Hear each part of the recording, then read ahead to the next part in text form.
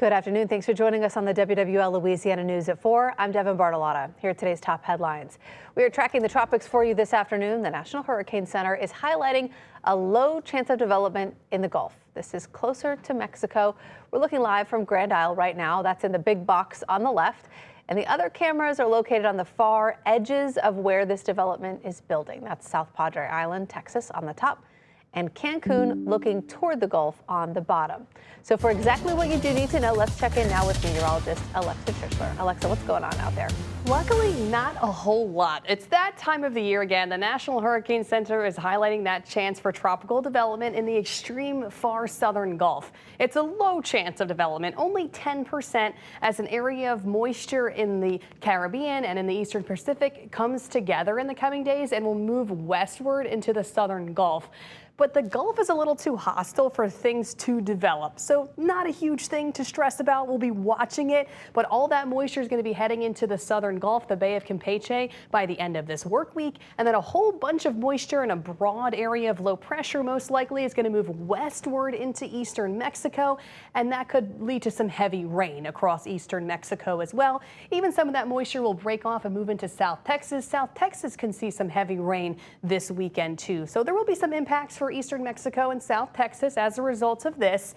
But then going into next week, some moisture associated with that blob of moisture, with that weak disturbance, some of that moisture is actually going to pull farther to the north across the northern Gulf Coast, out ahead of a weak cool front.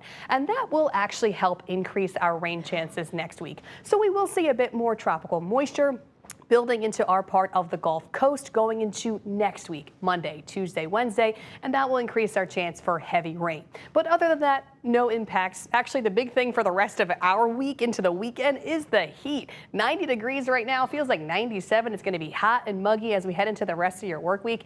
Not much rain in the forecast at all, mostly dry tomorrow.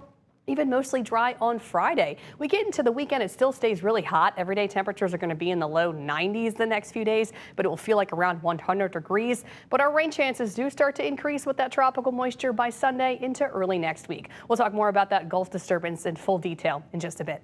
All right, sounds good. Thanks, Alexa. And remember, you can always find the latest weather forecast, live radar, and more on our website, our social media, and our free app for your phone or TV. And more top stories today. For the second time in less than 2 months, a detainee has died at a Louisiana ICE facility. On June 4th, Mamuka Artmaladze, a 43-year-old from the country of Georgia, was found unresponsive at the Wynn Correctional Center. Right now, an autopsy is being performed to determine how he died. The facility houses more than 1,500 detainees. Many of them, like Artmaladze, don't have criminal records. A recent inspection there found unsanitary conditions and problems with medical care and use of excessive force. Since the beginning of the year, 19 detainees have died in ICE custody across the country. A teenager has been arrested in connection with a deadly shooting at a graduation party, and police need your help finding several others. 17-year-old William West Jr. has been booked with second-degree murder for the death of Ferdinand Woolens. Woolens was killed in the 1500 block of North Derby Street back on May 12th. Police also released surveillance video they say shows several other suspects in that shooting. So if you know who any of these people are, take a look at your screen here. You can call NOPD or call Crime Stoppers. Driverless cars could be coming to New Orleans next year. Over the last few months, Waymo has been testing its cars with drivers. But city leaders are still working out how those cars will navigate our unique challenges like constant construction, streetlight outages, and overall infrastructure issues. They have asked the company. They say they're hoping to get more information soon. Right now, the vehicles are on track to become automated within the city sometime in 2027. And leading up to the 250th anniversary of our nation, we have been highlighting people who are working to make our community a better place. Today, we're catching up with a familiar name. Amir Baraka is a local actor who faced many challenges growing up. One of them was dyslexia.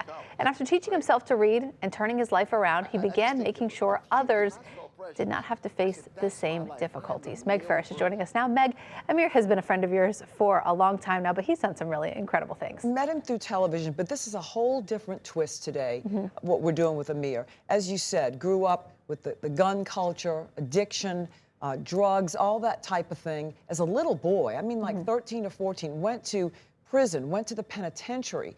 But he made a promise. He started realizing that all these men he was in prison with could not read.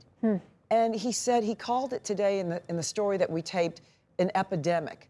Well, he was diagnosed at 23 with dyslexia. Wow. And he said he finally had a name to why he was called stupid, dumb, why he was made fun of, and he was beaten. He was physically beaten many times by teachers, by family members, because they just thought he was just acting up.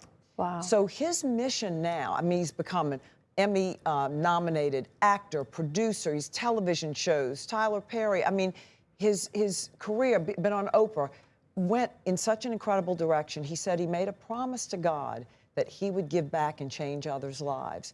And what he wants to do is make a film about his life and get legislation changed and children tested so they don't have to have the same life. Because he said, if we don't diagnose dyslexia early and people can't read when they're grown, our homelessness is going to go up, crimes are going to go up, prison's going to go up. Yeah. And so that's what our story is tonight at 6, wow. Devin, about this whole new twist on his life. Amazing. I can't wait to hear about it. And, you know, we know he loves you, so I'm sure he was so happy to see you today, too. I admire him. He's someone who was given the ball all the way down at the other end zone and was able to make a touchdown. And we talk about that all the time. I was given the ball on the half-yard line. If I can't punch it in, shame on me. But he's the one who I'm proud of. Incredible. All right, 6 o'clock tonight, Meg, huh? Yep. All right, thank you so much. And if you'd like to nominate a deserving person making a difference in our community, you can send us a text, 504-529-44, or you can visit WWLTV.com. Our website is also where you can find all of our past Red, White, and You spotlights.